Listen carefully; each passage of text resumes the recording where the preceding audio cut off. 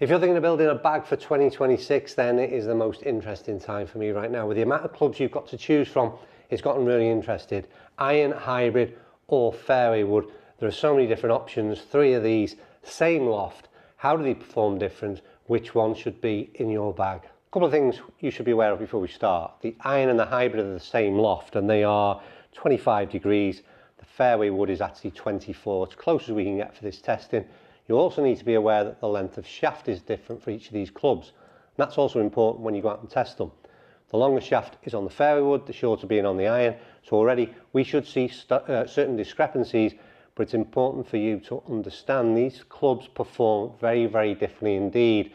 Loft and shaft length are only some of the parameters that will play a key part in how this ball gets from A to B.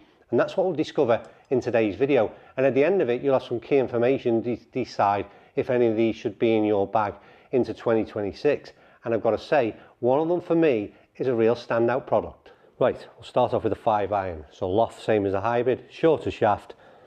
If you've been playing golf for as long as I have, then this has been the kind of go-to for most of those past 40 years. I am starting to now question whether or not I can get more help out of hybrids and fairway woods.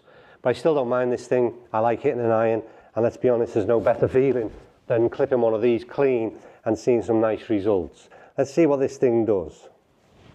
That's a nice enough strike.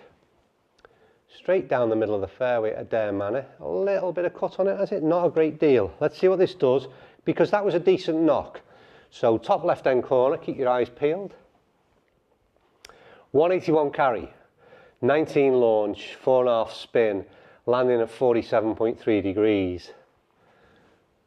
I might as well not hit another ball because, to be quite frank, that is as good as I've got with a 5 iron. It doesn't get any better than that, and I enjoyed every minute of it. And it's still got to be said, there isn't much of a better feeling than hitting a crisp iron. However, we'll go one more, and we'll have a look at the numbers later in terms of an average between all of these. But that felt so good. Let's see if I can do it one more time. Do you know what? That's not bad either. Close the face a tad on that one. But still more than happy, and I think it won't be too dissimilar. We're on the fairway. Absolutely loved every bit of that. 183 carry. Launching 17-1, a little bit flatter, and landing a little bit flatter. But that ball speed out of my club head speed with an iron is phenomenal. These irons, in my opinion, and it's a PXG club, I don't mind saying it, it's a 0317T, is their standout iron over the last few years. It's incredibly good, and this is still a very compact, almost blade-like, certainly muscle-back type iron. Anyway, I can't say no more about the clubs. I'm going to move into the hybrid, and you might as well stick around, because when I stick to this address, I say it in every video, it all depends what you like to see, but what I'm getting is, I see a lot of loft, and I see a lot of club head, and I know it's a repeated message, but it's the same thing. I now feel like this thing is going to fly because of that bulk and because of that mass. That might be the case. It's got a lot to live up to after what I've just hit. And that's been closed down left a tad again, a bit like the second iron shot. There's a danger as well with a hybrid. Let's not skirt on the fact that these can go left. You can shut them down a bit. We got that longer carry, but I may be forced a little bit. I think the 5 iron put it under a bit of pressure. Let's try one more. Much better strike. You see the ball flight, even on TrackMan, on a virtual course, you see how it differs. You can see it just goes up in the air. And you'll see when you look at launch and land angle now. It's launching 19.7, a couple of degrees higher. It's coming down a heck of a lot steeper, 46.9, and it's a 182 carry, so similar sort of number. Ball speed to club head speed, still very good. I mean, that's performed really, really well, but I think it's been slightly overshadowed just how good that iron performed. But what you'll see when we look at the data at the end, what I caught off camera, you'll start to see some of the numbers that are interesting are the likes of the launch, the land angle, and the spin rate. So they get there the same distance. We've got a situation there where they've arrived at pretty much the same carry distance, but they've got there in a different way. But then we go into the 9 wood. The 9 wood for me is an interesting club. I've not really tried I can't remember trying a great deal of these over the years. I've tried it over the last month, and this and the 11 wood are, I think, going to be the most interesting clubs into 26. They're more available from more brands, and I think they're going to do a massive job in helping a lot of average golfers. If your swing speed is dropping, this is going to be the route to go down. And hopefully I can show you why. There's no guessing that I think this is the one that's potentially the... and I haven't hit it as well as I'd have hoped to. But anyway, let's see how that goes, because this will be an interesting one. Could have just gone up, which is what I feel like it did. And that's a danger as well. But how much was it damaged? I still got 180 carry.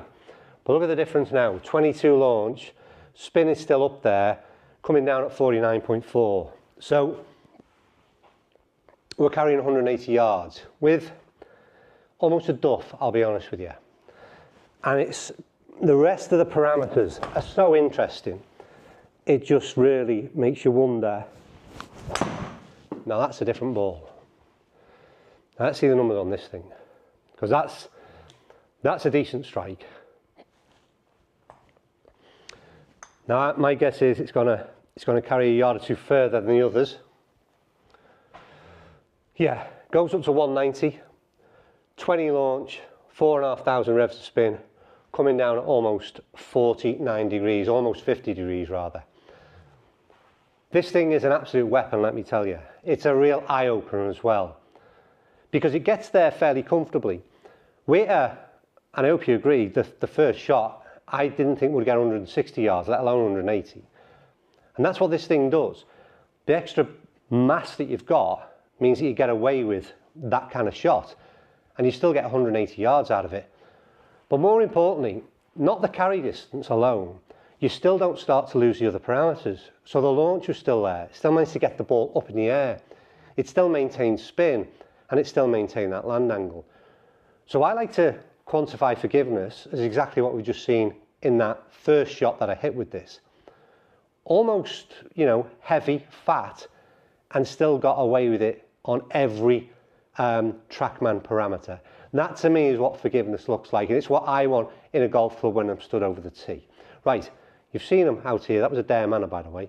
Let's just have a quick look at the numbers, and I can give you a bit more of a better average and understanding how each of these are very, very similar in loft, but perform very, very differently. Right, hopefully the idea of all these videos indoors, winter, not great out on the golf course, but you can start to plan your golf bag for next year, and you can start to understand how you should be selecting clubs. So let's first of all 5-iron, shorter shaft, so therefore slower club head speed, 82, 83 mile an hour. It produced a 118 on average ball speed. Look down them numbers there, 5 shots, a mile or 2 per hour difference between the 5, which to me says it's consistent. Same with the launch angle, 18.2, spin at 4.1, more than acceptable. 91 peak height with a 5-iron, still getting up and out there. A 176 carry, excuse me, and a 44.2 land angle. So that's a more traditional 5-iron kind of ball flight. Flatter, comes down flatter, doesn't get as high, has got a space in most golfers' bags. As long as you can still generate that kind of club head speed, you can still clearly get performance out of a 5-iron. When this starts to fall, that's when all these numbers start to become questionable. So have a good look at that.